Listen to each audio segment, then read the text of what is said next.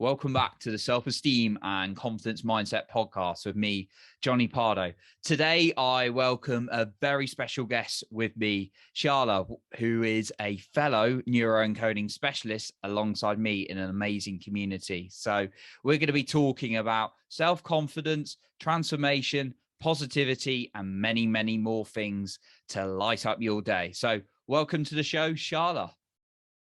Well, thank you very much. It's an honor to be here. And hello, everybody. Hey, so yeah, it's absolutely great you could join us as well. And yeah, I was just saying to Charlotte before we started, her personality, her positivity, her great attitude to serve others and help other people, but also sharpen the world was definitely a guest that I wanted on this podcast because I know the immense value we're going to get and the conversation we're going to have today. So very excited about this conversation. So before we dive into the conversation, I'm just going to do a quick introduction to Charlya, and then we'll dive straight in. So Charlya is, as I mentioned, a certified neuroencoding specialist coach, a licensed minister who empowers, ignites, and engages others to transform mind, body, emotions, and spirits, affirmations, and the power of love and positivity. It's awesome work. There's so much value we're going to get from today, like I said. So, Charlya, can you tell us a little bit about your story, perhaps a little bit more about you and actually what got you into this area? Absolutely. One of my favorite sayings is that we all go through trials, tribulations. We all go through heartache. We all go through something. But it's what you do with those trials, with those tests. I love the old saying, turn your test into a testimony, turn your trial into triumph, and however, even though I was a mental health medical professional my whole career, I had a tragic accident in 1997 where my psyche fractured myself. I owned three group homes in the state of Michigan in the United States, and I had 36 residents. For 10 years, my husband and I just loved on those special needs girls, from cerebral palsy to Down syndrome.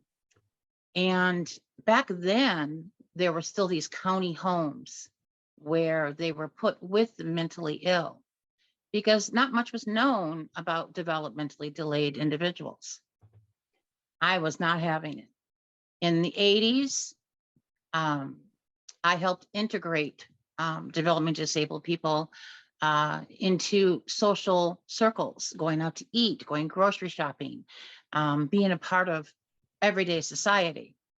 And my husband and I, at the time, 10 years into our marriage, had been trying to get pregnant. And it's a long story of tragedy and triumph. But I'm only going to hit on the key notes to get me where I'm at today. I weighed 160 pounds. Now, most people, when you are embarking on a journey with your husband and having children, you want medical insurance because you never know what's going to happen during the birth. So I got hired at a local hospital as the major staffing coordinator of the whole hospital. I love to excel. I've always been that way. I graduated high school early. I got my first degree in college when I was 18. I've always been one of those type of people. However, I was walking by a patient's room in 1997. By the way, my husband and I did get pregnant. I was 8 months pregnant at the time. And two of my nurses yelled out, "Char, help us." Johnny, I should have called a code. I should have asked for help. But like firemen, police officers, nurses, doctors, good Samaritans, I ran in that room to help. Just as those two nurses lost their grip on this very tall stroke patient, and in slow motion, I could see him falling back on top of me. He broke my back and he killed my unborn son. That's when my psyche fractured, right then and there. And my first surgery was to take Michael, my son. And I was awake for that. And it did a lot of emotional damage. Subsequently, I ended up going to a nursing home for 3 years because I needed constant care for each surgery. I ended up having 7 back surgeries. I was never supposed to walk again. So my husband, who also lost his son, I had to sell the group homes. He lost his wife. And he was fractured. He ended up divorcing me while I was in the nursing home. So you compile abandonment with so much loss of legs, loss of the child that you always wanted, your nursing career, everything. I finally get out of that nursing home. I go home to revamping my whole life, getting wheelchair ramps and remodeling the bathroom to be handicap accessible. And however, while I was in the nursing home, people were like, Shar, how can we help you? And I never transitioned into healing. Johnny, this was critical. I never went to counseling. I didn't seek help. I got lost inside myself and I began to eat. I went from 160 pounds, and in 3 years, I was well over 300 in a nursing home. Because when you are broken emotionally, spiritually, physically, you don't mean to, but you become like a manipulative person. Oh, bring me a bucket of chicken. Oh, bring me Burger King. So here I am stuffing my emotions with food in the nursing home. Getting out of the nursing home, it gave me free license to eat whenever I wanted, and I was always eating. We get to 415 pounds. I have a catheter, constant, severe diabetic, 6 insulin shots a day. Always in intensive care and renal failure, congestive heart failure, you name it, on oxygen, 4 liters a day, 24 hours a day. Then, now we're going to fast forward 18 years. 2015, I had become septic and I wasn't supposed to survive. And Johnny, I was angry. I did. I never smiled. The person that you've met that you know that smiles and is jovial, she had been gone for years. And I'll never forget, I went to church in my power wheelchair, my oxygen tanks. And what was the sermon that day? Gluttony. That was the subject, gluttony. But it was gluttony of food, money, alcohol, drugs. He encompassed gluttony in all forms. TV, internet, it didn't matter. I felt moved, and at the altar call, I went forward in my wheelchair. Now, I've been a part of this church for years. My pastor never judged me, never took me aside and said, should you be eating that? You know you're sinning. Never did that. And even his sermon that day was so genteel. So I'm at the altar and I'm telling God how angry I was I didn't die the week before. But with a flicker, I mean, just a Bunsen burner flame of hope, I said, God, I'm not asking to walk again. I know I'll never walk again. I'm okay with that. But please heal me of the grief and gluttony. I'm killing myself. Johnny, have you ever heard people talk about aha moments and epiphanies and that moment where everything just shifts? Yes.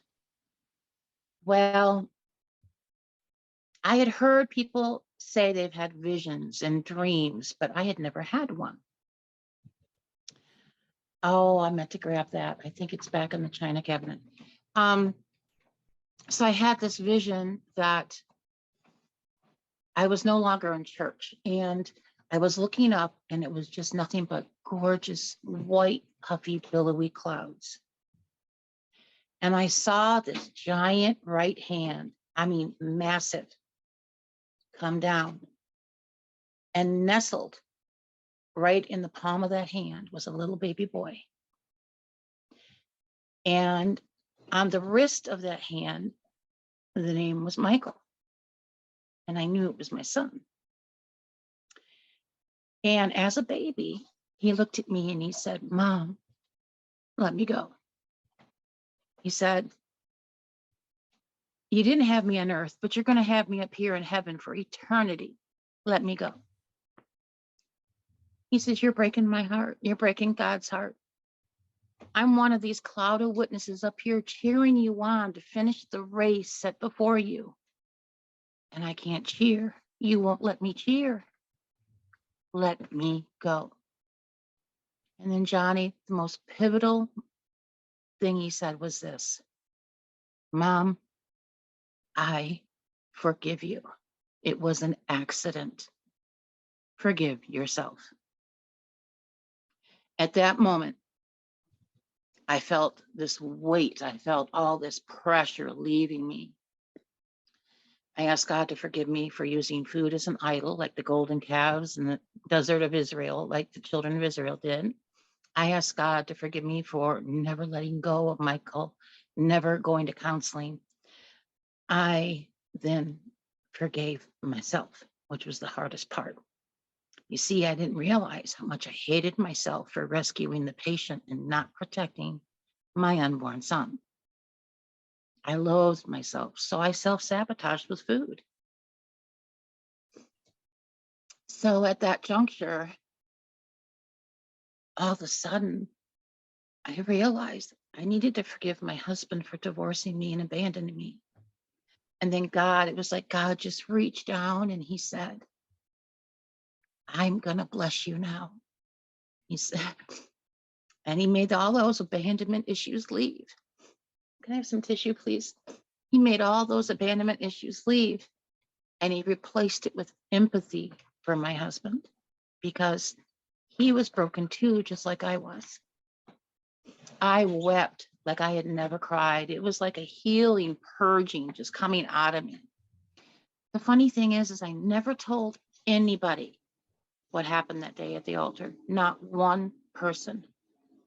I rolled away, but I knew I was changed. And since October 23rd, 2015, I've not had one gluttonous moment. No bucket of chicken, no Burger King, no, I mean, where I was constantly eating. Thank you. I started losing weight, but the transformation was inside. I was healed of grief and hate and unforgiveness first. Then it was like a rolling stone. It just kept on going. I was about 80 pounds down when my physical therapist saw my leg moving. They rushed me to Metro Hospital in Cleveland, Ohio, where they did an emergency MRI. And my spinal cord doctor said to me, "Char, don't get your hopes up." There's that word hope again. Don't get your hopes up. Nothing's changed. You've lost a lot of pressure off your spinal cord. But you're not going to walk again. And I said, "That's okay. I'm smiling again. I'm happy." And I knew, I dived in. I started volunteering for things, and I started going to counseling and infant loss group, places, and inspiring hope, even though I wasn't walking. And a month later, I took my first step. Within the end of 2016, 6 insulin shots a day were gone, and I had lost over 100 pounds. By 2017, I did my first 5K. Took me 3.5 hours of walking, but I did it. And now I've got lasting friends that will never leave my side. I joined a group called Team Riot, RIOT. And it stands for Running is Our Therapy. And they knew I couldn't run. Do you know what these people did? They were done running their 5K within like a half hour. They all waited for me to cross that finish line. Every single one of them. You know, when you have people rallying around you like that, it heals you. It sparks hope. It makes you feel like you're not alone anymore. So once I got out of that wheelchair in 2016, here I am still on oxygen, walking with a walker, clanking my oxygen, you know, but I was walking. Now, do you remember that day at the altar where I had my epiphany, where I had my vision? Yeah. My pastor was off to the side of me, known him for years, and he usually would always pray with me, but that day, I think he knew that I was having a beautiful moment with God. And he hadn't seen me in quite a few months. And I went to church, walking with the walker, with the oxygen tanks, over 100 pounds down. And he looks at me and he says, Char? And I went, yeah. And he says, you're walking. I went, yeah. And he says, happy he was gone, you know. And at that point and juncture, God began to continue, and myself, I mean, I have a lot of accountability there where I was helping my own self-development. I was engaged in many classes. Well, I went straight to Bible college. You don't get out of a wheelchair after 18 years where they're telling you you're never going to walk and not go to Bible college or be in some form of service. Then 3 months into Bible college, miraculously, which is another story, I was healed of wearing the oxygen instantly. I mean, instantly. Everything else was a process, not that night. It was instant. There were so many witnesses and my aide, and I still had nurses around the clock because there's still some certain things I couldn't do. I was getting there. That's when my life took off. That's the first time I ever shared what happened at the altar. Here I was at a required, just like Vegas, we were required to go to this seminar. And I had been so blessed, Johnny.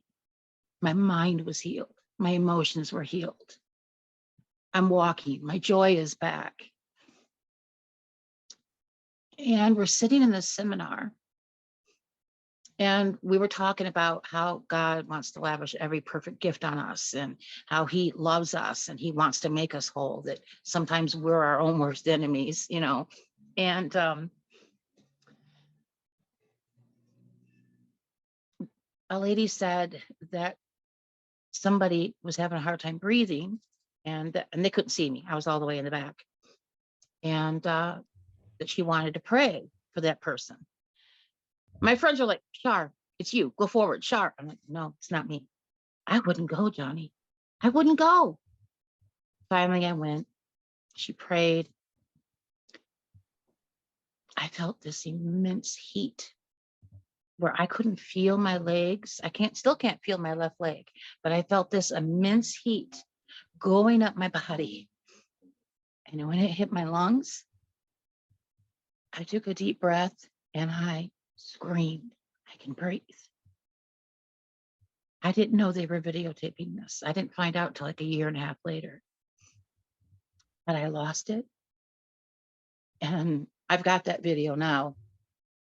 And when I go to churches or infant loss groups or wherever, and I share my testimony, I do take that video with me because it's so raw. And I'm screaming, I can breathe. You don't know. You don't know. I was a prisoner for 18 years. And now I'm set free. You don't know. You don't know. And to share with your listeners and your viewers, this was me. Oxygen.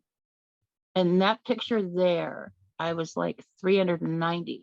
The one in the wheelchair, I was 415. Can you see that, Johnny? Yeah. Okay. I was 415, and it says, you can't see it, but it says October 23rd, 2015. Mm-hmm. Look at my face in that picture. Look at the sadness. Look at the countenance. Now look at the countenance in that picture. I'm smiling. October 23rd, 2015 is the day I had the epiphany. Then, this was last year, 21, and just a whole different bunch of them through my transition.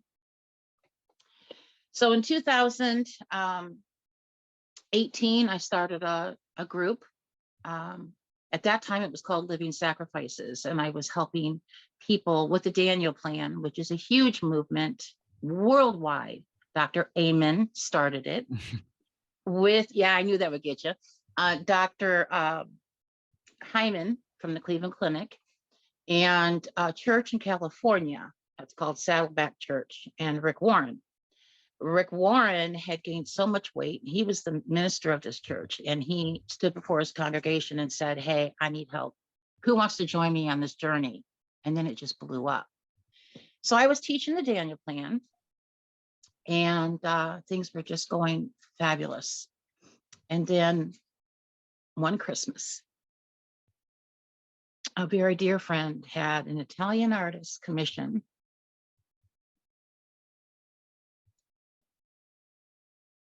this little wooden statue of a baby boy nestled in God's right palm. And if you can see the name on the wrist, it says Michael.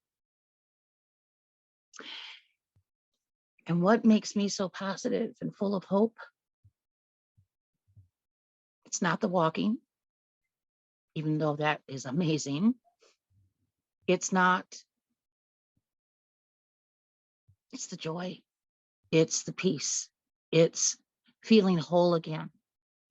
And it's knowing that my son is up there cheering every time I help somebody. Every time I help a diabetic get off their insulin or lower their A1C. Remember, I've been in the medical field my whole life. Every time I get to that, I have the privilege of helping somebody. My son is up there screaming louder than anybody in a football stadium at a football game because he's proud of his mom. That's my testimony. It's amazing, Charlya. Thank you so much for that really gripping and, wow, inspirational. I don't know, there's got to be a stronger word than that, but that's the word that comes to my mind at the moment. So, thank you for sharing some of those real challenging moments. Again, I don't know if challenging, it's a stronger word, from some of the battles you were facing, that overcoming some of those, and the insight and the hope you've given us there is absolutely incredible. So there's a number of things I wanted to kind of ask you more of from that story, and obviously we're looking at transformation, how transformation's possible within ourselves today. We're all about that. It's in the mind, as you're pointing to your head there, which is very, very key. One thing I wanted to start with really is the importance of helping other people. And it's something I know you demonstrate really, really well. And from your story, you've obviously demonstrated that's a key value of that contribution and helping other people from your own challenges, and actually just out of a place of love and helping other people. So what are perhaps, if someone's, wanting to help others more, but they're perhaps struggling with their own challenges a little bit, what's a kind of simple way that we can start applying this into our days or weeks to go out and help others? Wow, that is a loaded question, but beautiful at the same time. I'm going to answer it with a question, and then I'm going to answer it. I really believe that God led me to Neuroencoding Institute because I was at a business seminar in Kentucky. I had never heard of Joseph McClendon III, Dr. Joseph McClendon III, ever in my life. Okay, didn't know who he was. I heard of Tony Robbins and some others, but never him. Here I was in Kentucky, and all these women that I was with, they were like, "Oh, he's here, he's here." I'm like, "Who?" you know, and I wasn't starstruck because A, I don't get starstruck. Two, I was like, okay, he's a man. And I knew he was a guest speaker of where I was going to be at, but I didn't know that he had a PhD in psychology. And I didn't know his testimony of homelessness and feeling lost and suicidal. You know, I gave you brief snippets of my testimony, but I'll never forget. I went out there and I had just shared my testimony worldwide with this company. And so the CEO of the company came driving up to meet with Joseph, and he hugged me and he said, "Oh, Joseph, this is the lady I was telling you about." And so Joseph, he did a thing with me, you know, and fist bump. And he said, "So you've lost 197 pounds." And I said, "Yes, not now, it's 213, but Amazing. then it was 197. And I knew I'd already started my group. It's called This Is Our Now, Take the Leap of Faith. Okay. And I go on TikTok Live and I just share my heart. I share my testimony. I share my heart of wanting to help where you're at. I want to be there for you. I want to show you that there's hope, that I can ignite and empower you, that you don't have to stay stuck, you know? So Joseph introduces himself, and Brian has me tell just a brief snippet of my testimony. And he was going in the studio, so we just started to part ways. And he yelled back at me. He says, "Keep going, don't give up," you know, and the weight loss.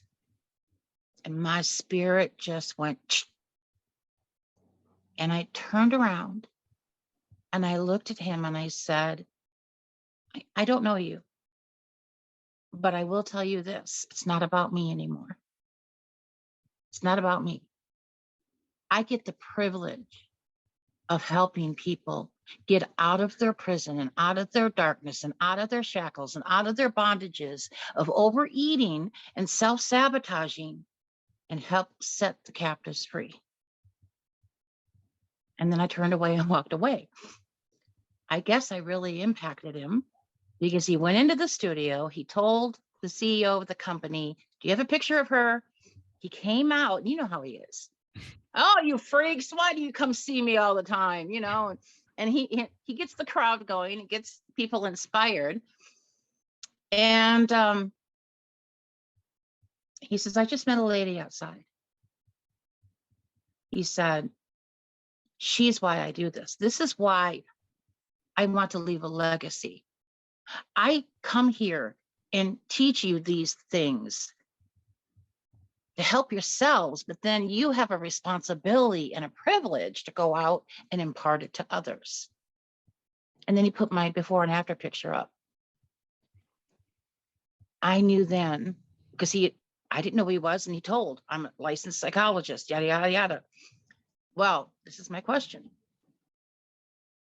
How selfish would I be if, Johnny, I did not step up and share and impart to everybody that I am walking, breathing, living testament of hope and health and vitality and joy, that you can conquer, that you can come out of it. Who would I be, Johnny, if I didn't do that? That's my question to you. I'm so, well, I'm so glad you decided to show that as an example for yourself. And obviously, I don't think you, I know from my perspective, and I can never tell from someone else's perspective, but I don't think you would be feeling that energy, that joy, that love, connection to the world that you're feeling now if you weren't able to share your story, because it's something that lights you up right now. Thank you. And not only lights me up, but I know there's somebody out there that has lost a mother, a father, a sibling, a child. And every place I go, it would be a church, an infant loss group, the same nursing home I was in for 3 years, I've gone to inspire spinal cord patients and bariatric patients. And I tell them, your mother, father, sibling, child is up there. They want to cheer you on, and you're going to see them again one day. And, Joseph always says, I don't know where you are spiritually, but I know, negate, I know. But with that being said, I have to say this. There isn't one person that I have ever met that does not believe in a higher power. And when we lose loved ones, some people do question, where are they? Where did they go? Is they poof? Are they just gone? For me and my faith, I know that my son's up there. For your listeners and people that are watching this podcast, I want to instill hope that their loved ones are still with them right here, right here. And that wherever they are, they're looking down. And if it'll inspire you to get the help that you need through coaching, mentoring, professional therapy, whatever you may need, if it'll encourage you to get the help that you need so that you know that your loved one is cheering you on to finish your race of life, then my job's done. Thank you. Thank you, Charlya, for sharing that about the importance of giving and how much, looking out for other people, because we can all get, it's not saying we shouldn't care for ourselves, because we need to look after ourselves in order to be able to do that. And, that's key, but actually that you've demonstrated again how much love there is to give to other people out there and how much they might need it and the importance of that. So thank you for sharing your story on that. One thing I kind of noticed, whilst I was listening to your story, I was thinking there was a question that popped into my head around what we're taught in neuroencoding. What do you want? What do you want? What do you want? All right. How much did that change for you in your journey? Did you find there was a point where you were looking more towards what you wanted rather than what you didn't want? Because I often like to talk about this and share this as examples, because a lot of us, we focus on what we don't want, and therefore it can create some kind of harmful habits. But did you notice a shift in your journey that you started focusing on more of what you wanted out of life? Absolutely. Absolutely. When I graduated Bible college, 2019, I was already traveling all over the world, sharing my testimony, and I was catapulted into that. But there was something missing. I knew I wanted more from myself. I'll never forget my first paycheck of speaking in a speaking engagement. I had imposter syndrome. Didn't know that's what it was at the time, but I didn't want to cash the check because I didn't feel that I gave value. Now I know I give value. Neuroencoding has put me on a plane where I know that how do I say this? I, Charla, Barbarita Howard Dienes, am a neuro encoding specialist. And what that means is I empower, I ignite myself and others to reach heights that they have never reached before, to conquer their demons and past so that they can be set free from shackles and bondages, so they can go further faster and that they can enjoy a life. So yes, neuroencoding gave me so much more. I joined neuroencoding, I do believe it was March sometime, end of March. I just finished all my classes. Just last night, just finished all my videos and everything. That's how much neuroencoding means to me. It ignited a light. Remember that Bunsen burner? Well, now it's a huge flame because my purpose is so much more revealed on a global platform. It's no more just, oh, I'll talk to this person now, or I'll talk to this person now. I was just on Christian radio, and I'm not being boastful, but I am grateful, gratitude. I was on Christian radio with one of my testimonies, a woman who was diabetic for 25 years, 72 years old. I used the neuroencoding and everything I've learned on her. She did the work. 5 insulin shots a day are gone. And she's lost 100 pounds. Wow. Yeah. So yeah, neuroencoding. What Joseph is trying to do, not trying, what Joseph is doing, you know, he says it best. I'm not always going to be around. I'm going to retire one day. And when I retire, I want to know that I'm leaving a legacy. It doesn't just stop with me. He said, I'm imparting the over $300,000 he spent on his education to you, to me, to others who have a purpose and have a voyage of wanting to transform lives. And then he gets to sit back and relax his retirement and know that he's causing all this ripple effect. Thank you for sharing your perspective and your story on kind of neuroencoding. Yeah, definitely resonate with that as well, having been part of the community. And it's one of the best groups that I've ever joined in, if not the best.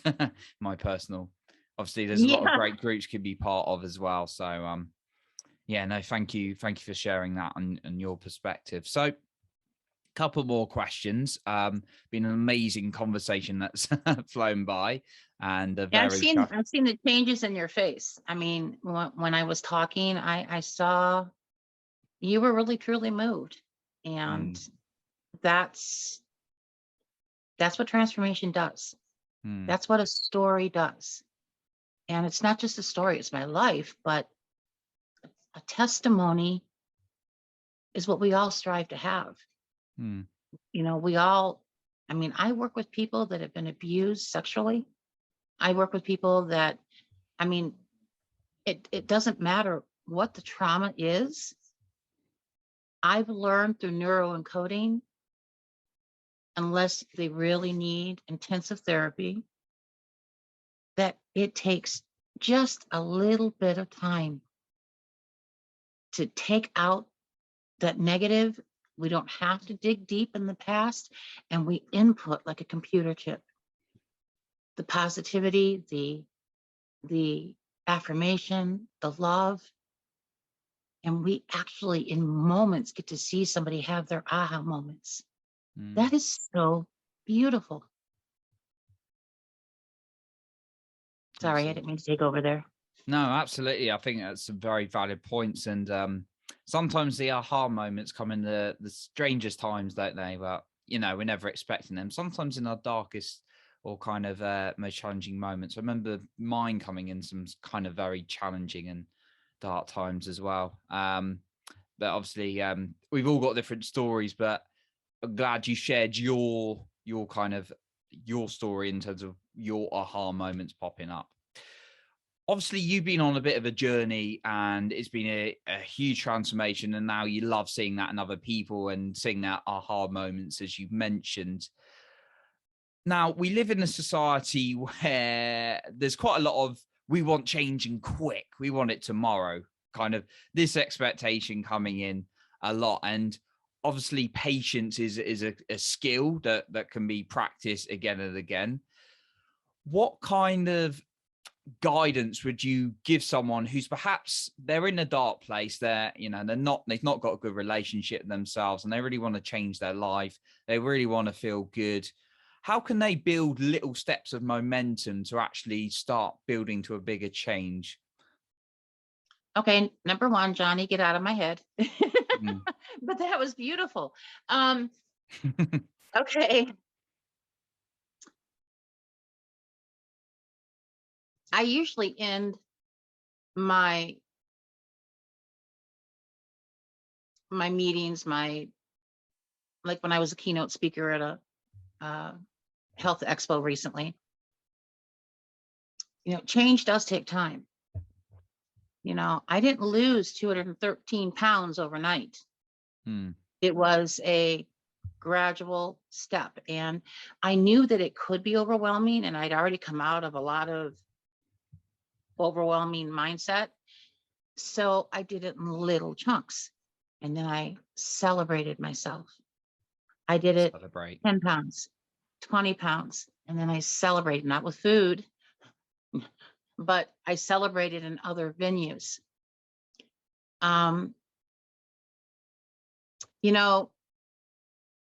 This is how I end.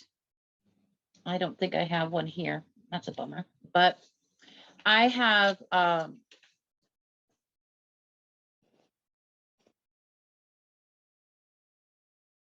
you remember the story I told in Vegas about the little boy who wanted to help a butterfly come out of its chrysalis, out of its cocoon? We don't know if it's going to be a moth, which is a cocoon, or a butterfly, chrysalis. But he wanted to help that beautiful creature to come up faster. And he and his mother were so close, and they took lots of nature trail walks. And so he was used to the butterflies and he loved them. And sometimes they would land on his shoulder. So he just had a passion for them. And he was only 5. He was not educated enough to know that if you tear that cocoon or that chrysalis, that beautiful creature is going to die. Because the struggle of that cocoon, of them coming out of the cocoon, is necessary for their survival. They have to go through it. Do you think I'd have the testimony that I have if somebody would have ripped open my chrysalis or my cocoon? I had to go through that journey because I believe God was placing me in a position to help others on their voyage and journey. So here's the little boy, he rips that, and this creature dies, and he's crying, and he runs to his mother, and his mother explains to him that we have to go through the struggles. And sometimes, even when we get out of the cocoon, it's not over yet. Because think about it, when a baby is born, when a chick comes out, or when that butterfly comes out, it's wet and it's icky. It can't fly away yet. A baby's dependent on its mother. So here's this beautiful butterfly. He's got to bask in the sun and get his wings dry before he can fly. And it's people like you and I, Joseph McClendon III, Shy, all of our colleagues,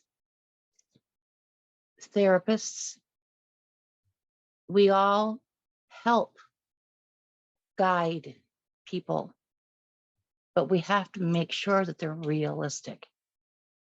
There are going to be times you will have that instant transformation in your mind. Then there are other times it's going to be precept upon precept, stepping stone upon stepping stone.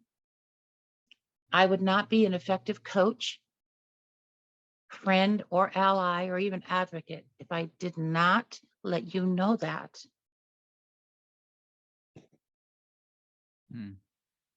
Thanks for your openness about that as well, because yeah, we expect, we expect change, but there are going to be challenges. There's not an overnight fix when we're programmed a lot to believe so, when we've got a click of the button for so many things. But your own personal transformation is not as simple as that. So I love I did love that story about the little boy and the story there with his mum. So Charla, thank you so much for everything you've shared with us today. And I've really, really valued you coming on and sharing your story. Are there any kind of final pointers that you'd leave us with? Yes, actually, there is. I was just looking at it. I told you earlier before we started recording that I wanted to play a song. Oh, yes, please. But before I do, there is I know you guys can't see this, but I'm going to read this to you.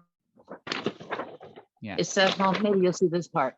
It says, she designed a life she loved. Okay. And I used that and I said, she designed a lie she loved. You see, for 18 years, I lived a lie. I didn't get help. I didn't transform. I ate and ate and ate my emotions. You take that F out of there and it's a lie. You have to put the F back in. And there is something I really, really love. You are the author of your life. If you don't like your story, change it. It's not the ending yet. So my song from my group that I love, on Facebook, I have a private group where people can be candid and honest and share. I teach the Daniel Plan. I teach keto. I teach intermittent fasting. I champion you. I advocate. I do private sessions as well. But it's called This Is Our Now, Take the Leap of Faith. Oh, beautiful song to end a fabulous conversation that we've had today. So thank you for playing that, Charla. Well, thank you for having me.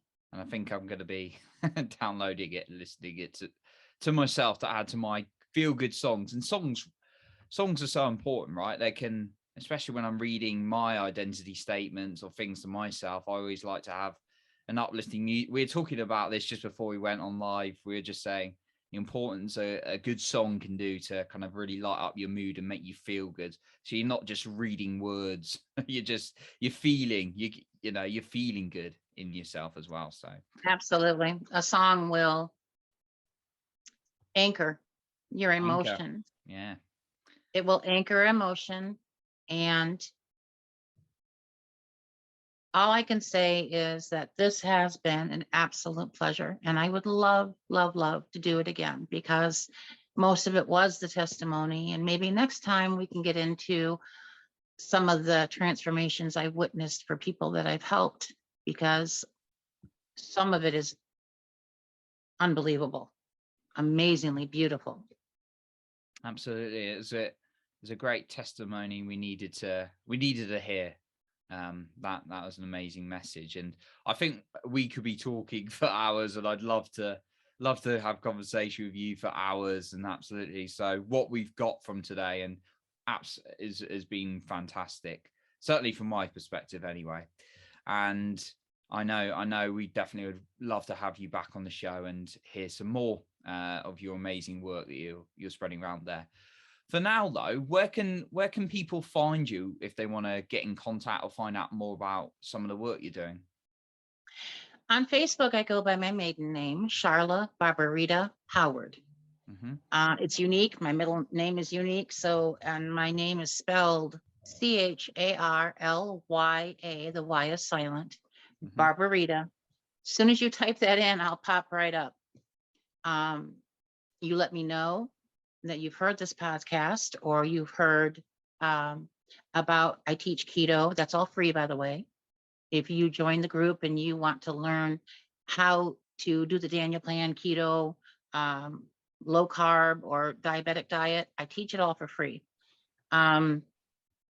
Anyhow, that is called This Is Our Now, Take the Leap of Faith. That's how you find me on TikTok, Instagram. I'm kind of playing around with a YouTube channel. I haven't done that yet, but I should.